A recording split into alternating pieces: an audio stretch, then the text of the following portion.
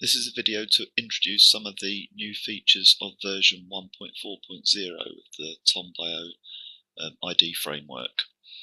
Here we have got it started in the test environment on the Harvestman knowledge base.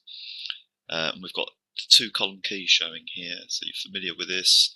If we input a character, for example, if I say that the relative leg length is very long, the most likely species come down the left-hand side here. If I click on one of the taxa, one of the names, I get a dialog box up. Now the first thing that shows here are the knowledge base characters for that species, and that's familiar from earlier versions of the TomBio framework. But now there are 3 tabs along this dialog, so that has changed. And I can, as well as displaying the knowledge base characters, I can also from here see all the images associated with that taxon. And I can also see any text details. And here we've got the sort of species description for this species Leobenum rotundum here. So any HTML files that have been associated with this species in the knowledge base will be shown here. And that is a change from the previous version. There used to be, let me dismiss this, there used to be a visualization up here called full details, which would show you those 3 things. But now with this dialog you can actually invoke that dialog and see those characteristics from any of the visualizations. So this is the 2-column key, but if I switched, for example, to the single column key and clicked on the name there, I would get the same presentation of the characteristics. So it's a much more accessible way of displaying that kind of information. Let's switch now to a new visualization called the circle pack key. So this again is a multi-access key just like the 2 existing ones, but the difference here is in the presentation of the taxa and the way of showing which ones are good matches and which ones are poor matches. The most significant thing about this is that you can group the taxa according to their taxonomy. So we can see here as I hover over the grey squares, the grey circles, it tells us what those circles represent. So this outer one is all taxa, but this one here is the family Phalangiidae. So any circles within that, any taxa within that family.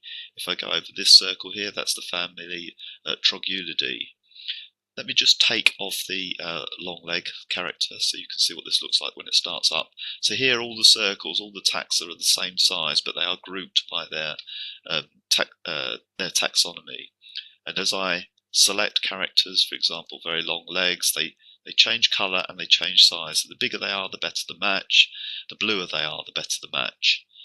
Let's take another character. So I'll say markings on trochanters, dark pale patches. So now the 2 best matches are Leobenum rotundum and Leobenum blackwallii. The very best matches are always shown with this dotted border around the circle here.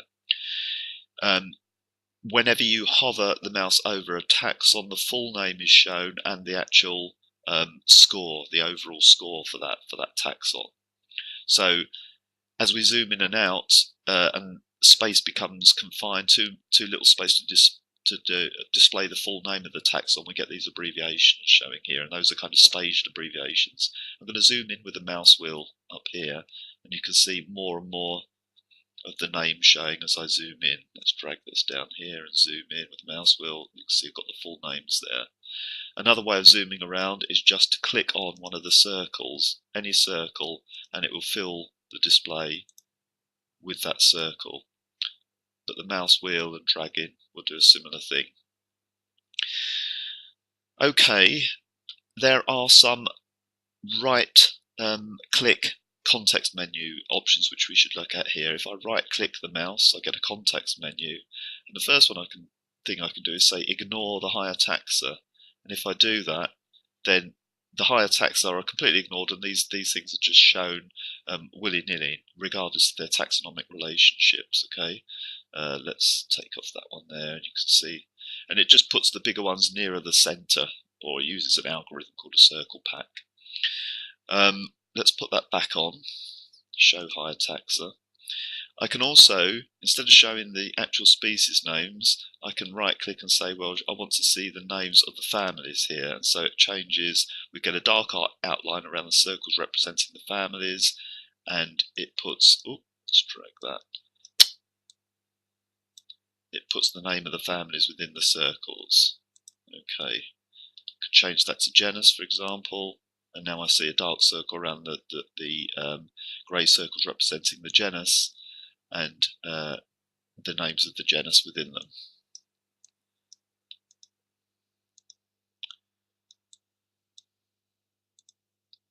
Okay, let's go back to the full species names. I think that's about it. Those are the new features. It's particularly good at representing taxonomic groups that have got a large number of species. So here we've only got 30 odd, but we've got a test version on a group of spiders called the money spiders, the Linyphiidae, with 250 species, and the circles represent those big lists of taxa really well. I want to show you the knowledge base sitting behind that so you can see how the taxonomy is specified. So this is the Taxa tab of the knowledge base, and the first 4 columns there are not morphological characters, they're taxonomy characteristics, as it were. So we've got the taxon column, which all knowledge bases must have, but in this one we've also got one for family, subfamily, and genus. And this is how those circles, those nested circles, are constructed. Also on the characters tab, those 4 characters, family, subfamily, genus, and taxon, all have the group taxonomy. Now, in previous versions of the framework, it didn't matter what group name you gave for taxon. In fact, you could leave it blank, I think. But now you must specify a group name of taxonomy, and that any of the other columns on the Taxa tab that represent taxonomy groupings must also have the group taxonomy. And that is how the software knows how to group and nest these circles on the circle pack key.